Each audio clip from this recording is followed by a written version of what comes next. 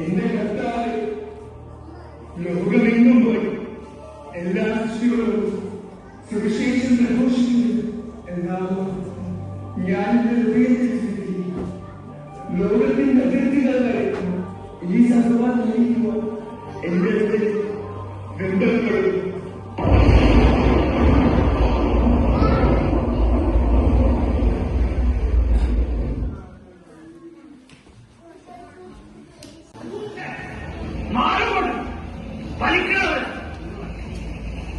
പണം വാങ്ങിച്ചാലേ തിരിച്ചു കൊടുക്കാൻ പഠിക്കണം, അല്ലെങ്കിൽ ഇങ്ങനെ ഇങ്ങനെ കിടക്കും. അയ്യോ, നിങ്ങൾ എന്താണ് കാണിക്കരുത്. എന്റെ കടമ എങ്ങോട്ടാണ് പിടിച്ചോണ്ട് പോണത്? തമ്പ്ര തമ്പ്ര, എന്റെ കടമയൊന്നും ചെയ്യല് തമ്പ്ര. ഞങ്ങൾ പാവങ്ങളാണ് തമ്പ്ര.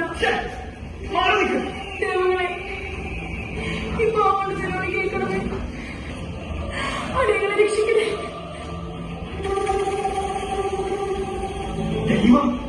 ദൈവത്തിന് നിങ്ങളെ രക്ഷിക്കാൻ പറ്റില്ല.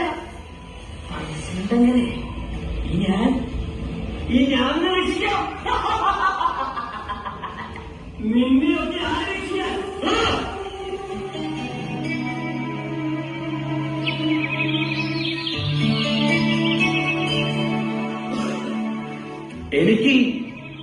എനിക്ക് വരെ രക്ഷിക്കാൻ പറ്റുമോ രാജകിങ്കരന്മാരെ? ഓ ഓ, ഇതാരാണോ ഈ രക്ഷകൻ? എന്റെ പേര് തോമസ്. ഞാനങ്ങ് യെരുസലേമിൽ നിന്ന് വരുന്നു. രാജകിങ്കരന്മാരെ, എന്നോട് പറഞ്ഞു, ഇവർ ചെയ്ത തെറ്റെന്താണ്? ഇവരേക്ക് നാട്ടുരാജ്യത്തിൽ കരം കൊടുക്കാൻ കഴിവില്ലാത്തവൻ അടിമവേല ചെയ്യണമെന്നാണ് ഇവിടുത്തെ നിയമം.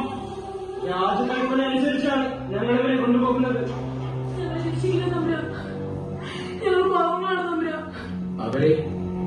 അവരുടെ തൊഴിൽ ചെയ്യാൻ അനുവദിക്കും. കടം അവരെ തന്നു കിട്ടിക്കോളും.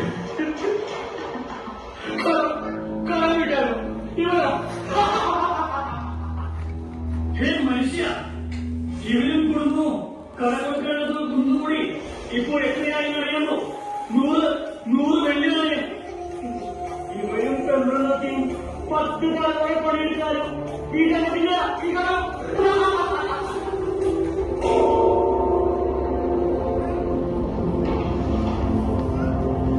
സർവശക്തനായ ദൈവം, സകലതിന്റെയും സൃഷ്ടാവ്, അശക്തന്മാർക്കും ആലംബഹീനർക്കും തുണയായവൻ, പാവപ്പെട്ടവന്റെ നിലവിളി കേട്ട് അവന്റെ കണ്ണുനീർ തുടയ്ക്കുന്ന ദൈവം, ഈ പാവങ്ങളുടെ നിലവിളി കേൾക്കണം.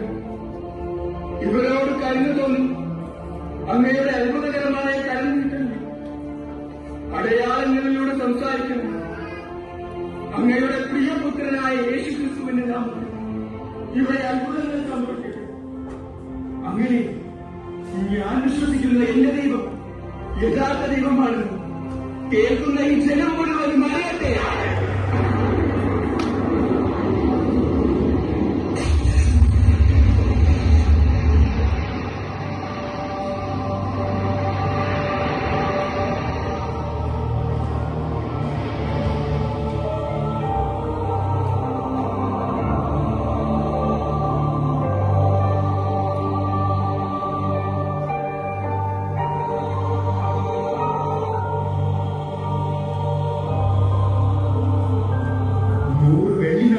പകരം 100 സ്വർണ്ണ നാണയങ്ങൾ. ഇത് സ്വീകരിക്കും. ഇതിന് ഉപയോഗിക്കും.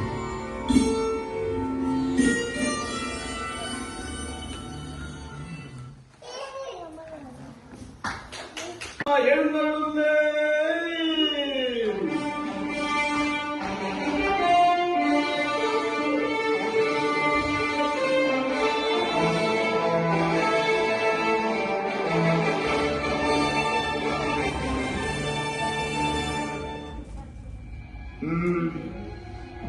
എന്തായാലും കാര്യമായി എന്തോ ചർച്ചയിലാണല്ലോ. ഒന്നുമില്ല പ്രഭു, ഇവരെന്തൊക്കെയോ കണ്ടുപേടിച്ച് വെറുതെ എന്തോ പിച്ചും പെയ്യും പറഞ്ഞുകൊണ്ടിരിക്കാം. ഞങ്ങളുടെ കണ്ണുകൾ കണ്ടത് സത്യമാണെന്നേ. അത് വിശ്വസിക്കാതിരിക്കാൻ ഞങ്ങൾക്കാവില്ല. എന്താണ് നിങ്ങൾ കണ്ടത്? എന്താണ് നിങ്ങൾ ഇത്രയും മാത്രം ആശ്ചര്യഭരിതരാക്കിയത്? നമ്മോട് പറയൂ. ഞങ്ങൾ എന്നൊരു മനുഷ്യനെ കണ്ടു. വെറും മനുഷ്യനല്ല, ഒരു ദൈവപുരുഷൻ. അവൻ ആജ്ഞാപിച്ചപ്പോൾ കടലിൽ നിന്ന് മത്സ്യങ്ങൾ കരയിലേക്ക് ഉയർന്നു വന്നു. അവയുടെ വായ തുറന്നപ്പോൾ അതാ നിറയെ സ്വർണ്ണ നാണയങ്ങൾ. അവനത് ഞങ്ങളെ ഏൽപ്പിച്ചിട്ട് ആ അടിമയെ കൊണ്ടുപോയി. ഇതാ ആ സ്വർണ്ണ നാണയങ്ങൾ.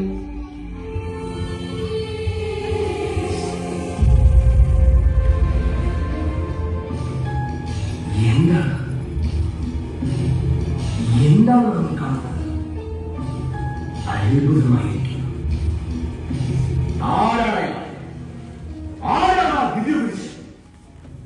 രാജാവേ, ഇതിൽ എന്തോ തട്ടിപ്പുണ്ട്. ഈയിടെ കുറെ തട്ടിപ്പുകാർ ഇറങ്ങിയിട്ടുണ്ടെന്നാണ് കേൾക്കുന്നത്. സ്വർണ്ണൊന്നും ആയിരിക്കില്ല, മത്സ്യങ്ങളുടെ വായിൽ സ്വർണ്ണനാണെങ്കിൽ മണ്ടത്തരം. രാജാവേ, ഞങ്ങൾ പറയുന്നത് സത്യമാണ്. ആദ്യം ഞങ്ങളും സംശയിച്ചിരുന്നു, എന്നാൽ ഇത് സ്വർണ്ണമല്ല. എങ്കിൽ എന്തുകൊണ്ട് നിങ്ങൾ അവനെ ഇവിടെ കൂട്ടിക്കൊണ്ടുവന്നില്ല? ആട്ടെ, അവനിപ്പോൾ എവിടെയുണ്ട്? അവൻ എങ്ങോട്ടാണ് പോയതെന്ന് ഞങ്ങൾക്കറിയില്ല പ്രഭു. ആ തനി തങ്കത്തെ വിട്ട് കളഞ്ഞോടാ. അവൻ എവിടെയുണ്ടെങ്കിലും നമ്മുടെ മുമ്പിൽ ഹാജരാക്കണം. ഇല്ലെങ്കിൽ നിങ്ങളുടെ രണ്ടിന്റെയും തലവയും. പൊക്കോ. മറിയാൻ എനിക്ക് ദാഹിക്കുന്നു. കുടിക്കാനൽപ്പം വെള്ളം തരുമോ? തമ്പുരാൻ, അരുത്. അങ്ങ് അടിമയുടെ കുടിയിൽ വന്ന് തന്നെ ഞങ്ങൾ സുഹൃത്തും. ഞങ്ങൾ കൂടെ താമസക്കാരുടെ പക്കൽ നിന്നും ഒന്നും കഴിച്ചുവിടാം. മനുഷ്യരെല്ലാവരും ഒന്നാണ്. ദൈവത്തിന്റെ മക്കൾ. സർവശക്തനായ ദൈവം സ്വന്തം ഛായയിലും സാദൃശ്യത്തിലും സൃഷ്ടിക്കപ്പെട്ടു. അവർക്കിടയിൽ ജാതിയുടെയോ മതത്തിന്റെയോ വേർതിരിവുകളില്ല. ഇന്ന് ഈ ഭാരതത്തിൽ നിന്ന് ഞാൻ ഭക്ഷിക്കും. എന്താണ് എന്റെ കയ്യിലുള്ളത് എന്ന് തന്നെയാണ് ഞാൻ കൊണ്ടുവരും.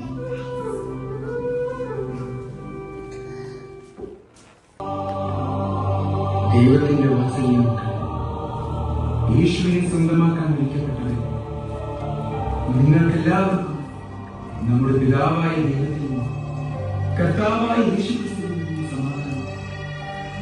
പിതാവ് അങ്ങയുടെ തൃക്കരങ്ങളിലേക്ക് ഈ ഭക്ഷണപാനീയങ്ങൾ സമർപ്പിക്കുന്നു.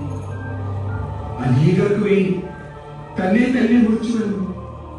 അങ്ങയുടെ പ്രിയപുത്രൻ ഓർമ്മിക്കാൻ ഞങ്ങളിതാ പരസ്പരം പങ്കിടുന്നു. സ്നേഹനിധിയായ പിതാവ് ഈ ഭക്ഷണപാനീയങ്ങൾ ആശീർവദിക്കുന്നു. പ്രിയ സഹോദരങ്ങൾ, ഇതിൽ നിന്ന് ഭക്ഷിക്കുന്നതിന് മുമ്പ് നിങ്ങൾ നിങ്ങളെ തന്നെ ശുദ്ധീകരിക്കും. ദൈവസ്നേഹത്തിനെതിരായിട്ടുള്ളതെല്ലാം നിങ്ങൾ വർജിക്കുക. നിങ്ങളെ ദ്രോഹിച്ചിട്ടുള്ളവരോടെല്ലാം ഹൃദയപൂർവ്വം ക്ഷമിക്കുക. അങ്ങനെ ദൈവമക്കളുടെ സ്വാതന്ത്ര്യത്തോടെ ദൈവത്തെ പിതാവേയും വിളിക്കുക. അവിടുത്തെ മാർഗത്തിൽ ചരിക്കുക.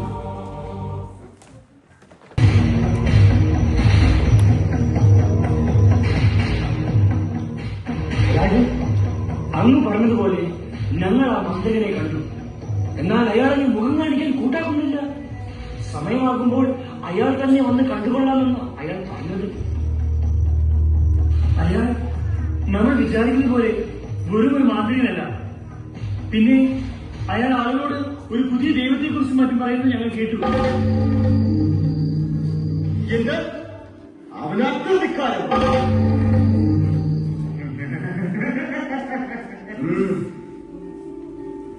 നമ്മെ മുഖം കാണിക്കാൻ സമ്മതപരമായ അധികാരി ആരാ? അവനെ നിസ്സാരക്കാരനായി കാണരുത്. തോമസ് എന്ന അവന്റെ പേര്. കടലിനക്കരെ നിന്ന് വന്ന ഒരാളാണ്. അന്ന് ആ കടൽക്കരയിൽ വെച്ച് കാണിച്ച മാന്ത്രിക വിദ്യ അത് അവന്റേതല്ല. അവന്റെ ഗുരുവായ യേശുക്രിസ്തു അവനിലൂടെ കാണിച്ചതെത്ത്. ഇരം സൂര്യകോളങ്ങളൊന്നും ചേർന്നാലും ഞാൻ ഇത് എന്റെ നാടാണ്.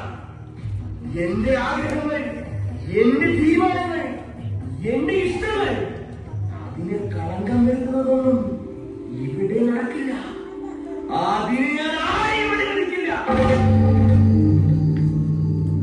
ജനങ്ങളെല്ലാം അവന്റെ കൂടെയാണ്. ജനങ്ങൾ അവന്റെ കൂടെയാണെന്നുള്ളത് നമ്മെ അസ്വസ്ഥരാക്കും. തന്റെ തോട്ടത്തിൽ താൻ നടാത്തതെന്ന് വളർന്നാൽ അത് മറ്റു ചെടികൾക്ക് ദോഷം ചെയ്യുമെന്നറിഞ്ഞാൽ എത്ര നല്ലതായാലും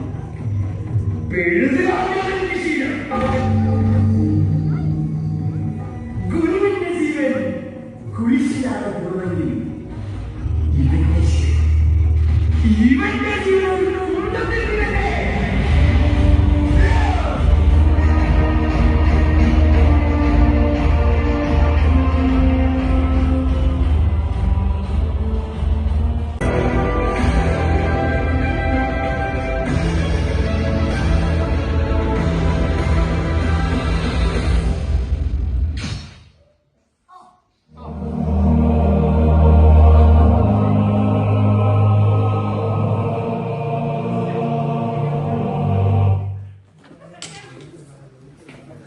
ഒരു രക്തസാക്ഷിയായിരിക്കുവാൻ അവന് കൃപ ലഭിച്ചു.